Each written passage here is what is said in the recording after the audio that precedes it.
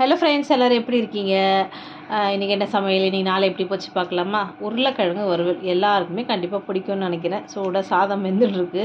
ஸ்நாக்ஸுக்கு பச்சை பயிறு சுண்டல். எப்படியாவது வாரத்தில் ஒரு 3 நாளாவது சுண்டல் கொடுத்துருவேன் பசங்களுக்கு. இல்லை டெய்லியுமே குழம்பு ஏதாவதுல ஒரு வகையில் சுண்டல் சேர்த்துக்குவேன். நிறைய ப்ரோட்டீன் இருக்குது. அதுவும் இந்த பச்சை பயிறு சுண்டல் ரொம்பவே சூப்பராக இருக்கும். அதுக்கப்புறம் காஃபிக்கு பால், நைட்டு சாதம் தண்ணி ஊற்றி வச்சுருக்கேன். எல்லாமே ரெடி பண்ணி வச்சாச்சு. காலையில் எழுந்து சமையல் பண்ணுறது எவ்வளோ ஈஸியாக இருக்குது தெரியுமா? அன்றைக்கி ஃபுல்லாக வேலை முடிஞ்ச மாதிரி இருக்கும்.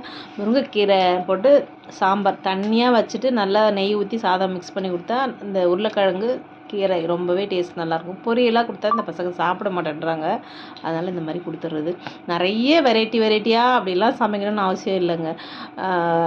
3 வேளைக்குமே கொஞ்சம் வேறு ஒரே குழம்பு வச்சு 3 வேளைக்கு நானும் அது மாதிரி செய்வேன். இருந்தாலும் ஒரு வேளைக்கு ஒன்று அப்பப்போ செஞ்சு சாப்பிடும்போது கொஞ்சம் வெரைட்டியாக சாப்பிட்ட மாதிரி இருக்கும். பெருசாக அந்த இதுன்னு போட்டெல்லாம் சமைக்க வேணாங்க. நம்ம சமைக்கிறதே கொஞ்சமாக குவான்டிட்டி செஞ்சோன்னு வச்சுக்கோங்களேன், நல்லாயிருக்கும் அப்படின்னு நான் நினைக்கிறேன். காலையில் சாப்பிட தக்காளி, வெங்காயம், இஞ்சி நிறைய போட்டு வதக்க சட்னி வச்சுட்டு தோசை, இட்லி ஒரே மொத்தமாக இட்லி ஊற்றி வைக்காமல் கொஞ்சம் பாதி தோசை பாதி இட்லி ஊற்றும்போது கொஞ்சம் 2 வெரைட்டியாக சாப்பிட்ட மாதிரி இருக்கும்ல, அதனால் அந்த மாதிரி செஞ்சிடுறது. அப்புறம் நேற்று வெளியூர் டியூட்டிக்கு போயிட்டு வந்ததுனால அவங்க வீட்டு மரத்துலேருந்து 2 பலாப்பழம் வெட்டி கொடுத்துருக்காங்க. இது பழுக்கும்னு சொல்லியிருக்கிறாங்க. பழுக்குமா என்னன்னு தெரியல, பார்க்கலாம் ஒரு 2-3 நாள். இந்த பலாப்பழம் வந்து அப்படியே வச்சு மூட்டையாக கட்டிட்டோன்னா கெட்டு போயிடுமா. அந்த பழத்தை வந்து என்ன பண்ணுமா, கொஞ்சம் நேரத்துக்கு அப்புறம் ஒரு நாளைக்கு 2-3 வாட்டி அப்படியே திருப்பி வைக்கணுமா அந்த பழத்தை. அப்படி வச்சாதான் அந்த பழம் பழுக்கும். நீங்கள் எப்படியே பழுக்குன்ட்டு ஒரு சாக்கில் கட்டி ஒரு மூலையில் வச்சிட்டிங்கன்னா அந்த பழம் பழுக்காது அப்படின்னு சொல்கிறாங்க.